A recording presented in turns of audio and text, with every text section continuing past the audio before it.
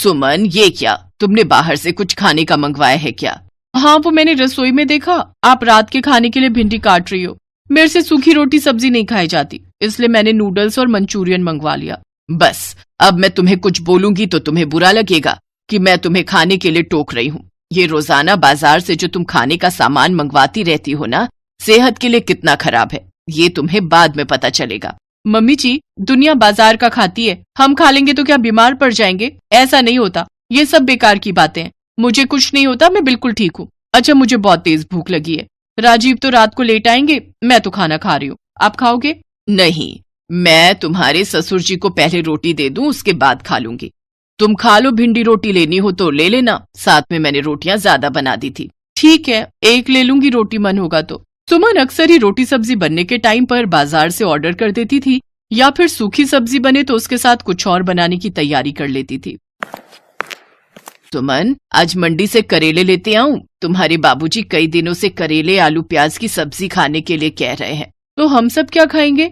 वही रोटी सब्जी जो बनेगी, और क्या खाना है। मैं मंडी होकर आती हूँ। सुमन की सास सुषमा सब्जियां लेने मंडी चली जाती है। रात को सुमन रोटी सब्जी बनाकर तैयार कर देती है, पर अभी सुमन कढ़ाई में कुछ और बना रही थी। तभी सुषमा रसोई में आती है। अरे सुमन, ये क्या बना रही हो? वो मेरा ना रोटी सब्जी खाने का मन नहीं था, इसलिए मैं अपने लिए नूडल्स बना रही हूँ। अरे, तो अब तुम्हारा नूडल्स खाकर पेट भर जाएगा, तो क्या तुम अब फिर रोटी सब्जी नहीं खाओगी? बहू, ये सब ठीक नहीं। रोटी सब्जी खाना भी बहुत जरूरी है। हर समय ये उल्टा सीधा खाने से पेट को नुकसान होता है। मेरा बिल्कुल मन नहीं था रोटी सब्जी का, इसलिए मैंने नूडल्स बना लिए। हर समय रोटी सब्जी नहीं खाई जाती, आप सब खाओ ना रोटी सब्जी, आपको थोड़ी रोका है। रहने दो मम्मी, जब ये नहीं सुनती तो कहना बेकार है। छोड़ो तुम, ये रोजाना की तू मैं से मेरा सिर दर्द होता है। अरे सुषमा, आज रोटी मिल जाएगी या भूखा ही सोना पड़ेगा? हाँ हाँ, ला रही हूँ। ये रोजाना की चिक चिक से ना मेरा दिमाग खराब हो गया है। अब दिखाती हूँ इन्हें कल से कि रोटी सब्जी बनाना होता क्या है। अगले दिन सुमन की हरकत से हर कोई अनजान था कि वो क्या नया करने वाली है। हे भगवान, कटहल में इतना तेल। बहू, ये तेल की सब्जी है या कटहल की? मम्मी जी, अब आपको इसमें भी प्रॉब्लम है। आज तो मैं रोटी सब्जी बना और खा रही हूँ। देखो, मैंने बाजार का कुछ नहीं मंगवाया, ना ही घर पर कुछ अलग से बनाया है। पर इतना तेल सभी के लिए बहुत नुकसानदायक होता है। सब्जी में तेल कम डाला करो। अब सब्जी तो मैं ऐसे ही बनाऊंगी, जिसको खानी है खाए, नहीं खानी है मत खाए। सुमन ने अब रोटी सब्जी बनानी और खानी शुरू की तो अपनी मन मर्जी की सब्जी बनाने लगी। रोजाना ही सुमन तली हुई तेल में डूबी मिर्च मसाले वाली सब्जियां बनाने लगी। ये आप गाजर मटर की उबली हुई सब्जी क्यों बना रही हो? मैंने तो शाही पनीर बनाया ना, वो नहीं खाओगे? नहीं बहू, तुमने इतना तेल और मिर्च मसाले वाला बनाया है। तुम्हारे बाबूजी और मैं इतनी तेल और मिर्च मसाले वाली सब्जियां नहीं खा सकते। मेरी जीभ जलती है ज्यादा मिर्च मसाले वाली सब्जी खाऊं तो। और तुम्हारे बाबूजी तो वैसे भी दिल के मरीज हैं, उन्हें मैं इतना तेल नहीं दे सकती। इसलिए मैं उनके और अपने लिए उबली हुई गाजर मटर की सब्जी बना रही हूँ। तभी राजीव भी ऑफिस से आ जाता है। कितनी बार का है, तली मिर्च मसाले वाली सब्जी ऑफिस में मत दिया करो। कोफ्ते दे दिए और पूरा दिन मेरे ऑफिस। कभी गैस की कोई गोली खा रहा हूँ, हाजमे की कोई चीज ले रहा हूँ। अरे ऐसे थोड़ी होता है। मैं पूरा दिन में जलन हो रही है, मैं तो कुछ नहीं खाऊंगा। मैंने गाजर मटर की सब्जी बनाई है, उसमें नमक मिर्च बहुत हल्का है, तो उसके साथ फुल्का खा लेना। कितनी बार तो मैं बोलती हूँ कि सुमन, तेल वाली मिर्च मसाले की सब्जी कम बनाया कर। बाजार का बंद हुआ तो अब तुमने रोटी सब्जी में इतना तेल और मिर्च मसाले डालने शुरू कर दिए। तुम्हें कोई नहीं समझा सकता। मैं बार बार बोलती हूँ, लोग मुझे ही गलत कहेंगे कि बहू को खाने पीने के लिए टोक रही हूँ। वही हुआ जिसका डर था। अगले दिन सुमन के पेट में बहुत दर्द था। घर पर चीजें लेकर भी दर्द ठीक नहीं हो रहा था। कितनी बार मना किया कि खाने पीने की चीजों पर ध्यान दो, कि हम क्या खा रहे हैं। अरे एक दो दिन तो चल जाता है, ये थोड़ी रोजाना की इतना तला भुना बाजार का खाना। कभी घर पर बना तो ऐसा तला हुआ खाना, पूरे 1 किलो के तेल की बोतल 1 हफ्ते में खत्म कर दी तुमने बहू। पर मैंने कुछ नहीं कहा, वरना तुम मुझे दोष देती कि मैं तुम्हारे खाने पर नजर लगा रही हूँ। मुझे पता था कि ऐसा ही कुछ होगा, पर मैं कहकर बुरी ही बनती। अरे सुषमा, बस भी करो। जाओ बहू, तुम राजीव के साथ डॉक्टर के पास होकर आओ। राजीव सुमन को डॉक्टर के पास ले जाता है। सुमन के पेट में दर्द ज्यादा था, इस वजह से अल्ट्रासाउंड तुरंत ही किया जाता है। अब देखिए राजीव जी, इनका फैटी लिवर आया है। बहुत हल्का खाना खाना है, कोई तेल मिर्च मसाले नहीं, बस उबला हुआ हो सके तो बेहतर है। पानी खूब पीना है और लिक्विड लेते रहिए। जूस, फ्रूट्स, खिचड़ी दही, दलिया, दाल, हरी सब्जियां ज्यादा मात्रा में लेने हैं। बाकी मैं कुछ दवाइयां लिख कर दे रहा हूँ, 5 दिन बाद मुझे दिखाना है। जी थैंक यू डॉक्टर। डॉक्टर साहब, पेट में दर्द ठीक हो जाएगा ना? बहुत ज्यादा हो रहा है। हाँ, जैसे जैसे बीमारी ठीक होगी वैसे वैसे पेट दर्द में भी आराम मिलता रहेगा। कुछ हल्का खाकर जाते से दवाई ले लेना, और दवाई का कोर्स बहुत ध्यान से करना है, पर साथ ही साथ अपने खान पान पर भी पूरा ध्यान रखना है। राजीव सुमन को लेकर घर आ जाता है। सुमन की सास सुषमा रसोई में खिचड़ी तैयार कर रही थी। कुछ देर बाद सुषमा सुमन के लिए खिचड़ी और दही लेकर आती है। ये लो सुमन, ये खिचड़ी खा लो, उसके बाद दवाई ले लेना, आराम मिल जाएगा। सॉरी मम्मी जी, मैंने आपकी बातों पर बिल्कुल भी ध्यान नहीं दिया। हमारे बड़े हमें सही बात कहते हैं, पर हम छोटे उनकी बातों को इग्नोर कर देते हैं। पर सच तो यह है कि आप ठीक कहती थी, मेरी भलाई सोचती थी। मैं प्रॉमिस करती हूँ अब मैं सिंपल खाना खाऊंगी, नॉर्मल सब्जी रोटी और घर का बना सिंपल खाना। ऐसा नहीं है बहू, खाओ, बाजार का भी खाओ, घर का बाजार का तला हुआ भी खाओ, पर उसे आदत मत बनाओ। कभी तीज त्योहार या फिर कोई शादी पार्टी या कोई समारोह उत्सव हो तब खाओ। ये नहीं कि रोजाना ही हम इतना भारी खाना खा रहे हैं जो हमारी सेहत को नुकसान दे रहा है। ये भी तो ठीक नहीं। अब जल्दी से खिचड़ी खा लो, फिर दवाई ले लेना। सुषमा खुश थी कि सुमन ने उसकी बातों पर ध्यान दिया और उन बातों पर अमल किया, जिससे कुछ ही दिनों में सुमन की तबीयत बिल्कुल ठीक हो गई।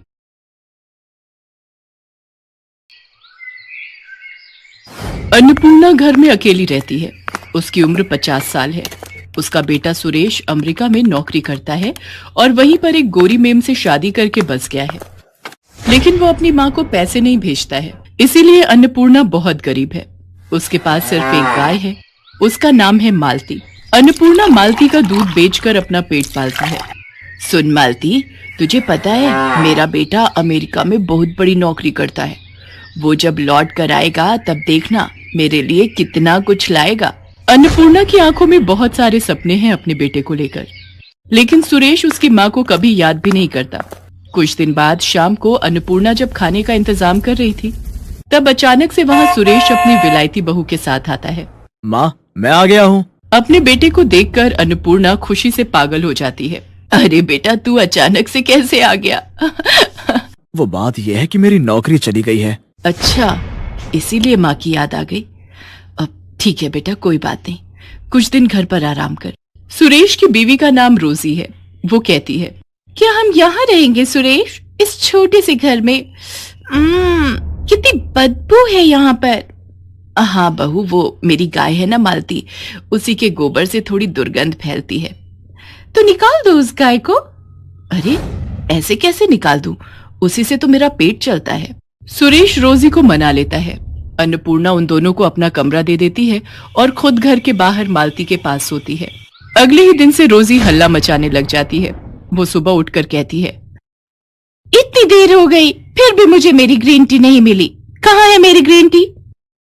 सुरेश अन्नपूर्णा से कहता है, माँ क्या कर रही हैं आप?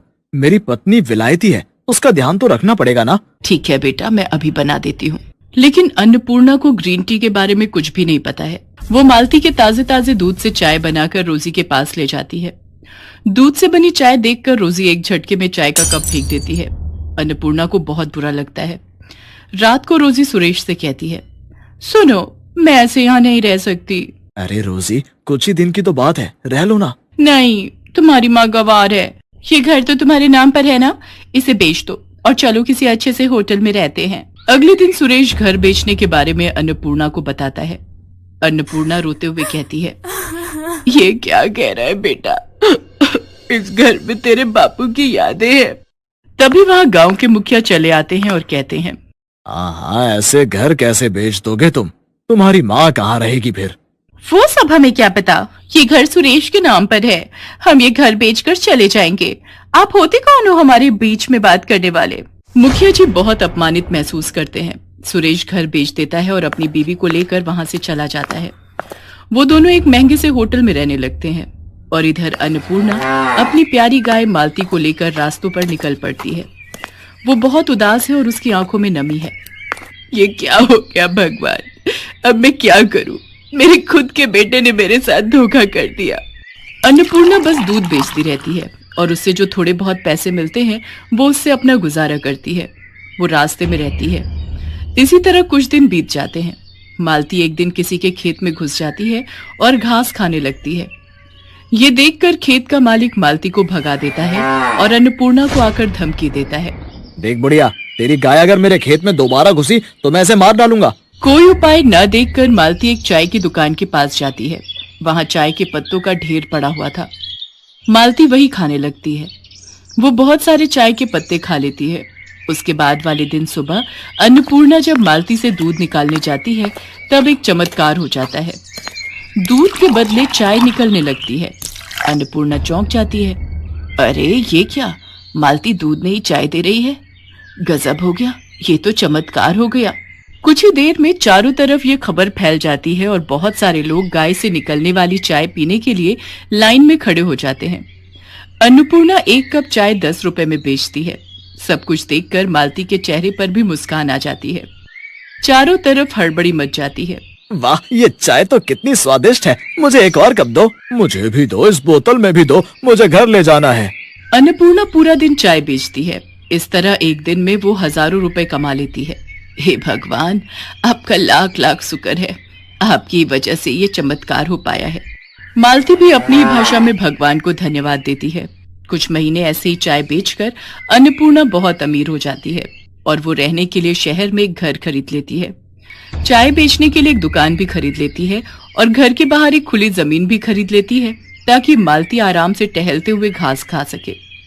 ऐसे ही खुशी खुशी दिन बीतने लगते हैं, लेकिन उस तरफ सुरेश को कोई नौकरी नहीं मिल पाती है। अब क्या होगा रोजी, मुझे नौकरी नहीं मिल रही है और घर बेचकर जो पैसे मिले थे वो भी खत्म होने को हैं। अब हम इस होटल में भी नहीं रह सकते। ये सुनकर रोजी गुस्सा हो जाती है और कहती है, तो फिर तुमने मुझसे शादी क्यों की? गरीब भिखारी कहीं के। शादी से पहले तो कितना कुछ बोलते थे, मगर अब एक होटल का भाड़ा भी नहीं दे सकते। तुम रहो अकेले, मैं जा रही हूँ। जा रही हूँ मतलब? तो मुझे अकेला छोड़कर कैसे जा सकती हो? मैं एक बेरोजगार इंसान के साथ नहीं रह सकती। मुझे पता था कि तुम्हारे साथ ऐसा ही होगा, इसीलिए मैंने एक बॉयफ्रेंड पटा लिया था। वो मुझे लेने आ ही रहा होगा। इतने में होटल के बाहर एक लड़का कार लेकर आता है और रोजी उसमें बैठकर चली जाती है। रोजी को खोकर सुरेश पागल सा हो जाता है। उसके सारे पैसे भी रोजी लेकर चली जाती है। होटल से सुरेश को लात मारकर निकाल दिया जाता है। सुरेश अपने ही मन में कहता है, अब मैं क्या करूं? माँ के पास लौट जाऊं? नहीं नहीं, मैं माँ को अपना चेहरा कैसे दिखाऊं? सुरेश पागलों की तरह रास्तों में घूमता रहता है और भीख मांगकर अपना पेट पालता रहता है। एक दिन घूमते घूमते उसे चाय देने वाली गाय के बारे में पता चलता है, लेकिन उसके पास पैसे नहीं है। वो लाइन में खड़ा हो जाता है और अपनी बारी आने पर कहता है, क्या आप मुझे एक कप चाय दे सकती हैं? मुझे बहुत तेज भूख लगी है, लेकिन मेरे पास पैसे नहीं है। सुरेश को देखकर अन्नपूर्णा तुरंत पहचान लेती है। अरे बेटा तू? माँ, आप? अन्नपूर्णा सुरेश को गले लगा लेती है और रो पड़ती है। सुरेश भी रो पड़ता है। वो अपनी माँ को सब कुछ बताता है। सब कुछ सुनकर अन्नपूर्णा कहती है, कोई बात नहीं बेटा, सब ठीक हो जाएगा, सब कुछ ठीक हो जाएगा, मैं हूं ना। माँ, मैंने आपके साथ बहुत बुरा किया, क्या आप मुझसे गुस्सा नहीं हो? एक माँ कभी अपने बेटे पर गुस्सा रह सकती है क्या? आजा बेटा, ये सब कुछ तेरा ही तो है। हमेशा याद रखना बेटा, माँ तो माँ ही होती है। माँ जैसा प्यार इस दुनिया में कोई नहीं कर सकता। सुरेश रोते हुए फिर से अपनी माँ को गले लगा लेता है। इसके बाद से सुरेश और अन्नपूर्णा मिलकर चाय बेचने लगते हैं। माँ बेटा मिलकर बहुत खुश रहते हैं। सुरेश को माँ की ममता और प्यार की कीमत पता चल जाती है और मालती खुशी खुशी चाय देकर इस परिवार का हिस्सा बनी रहती है।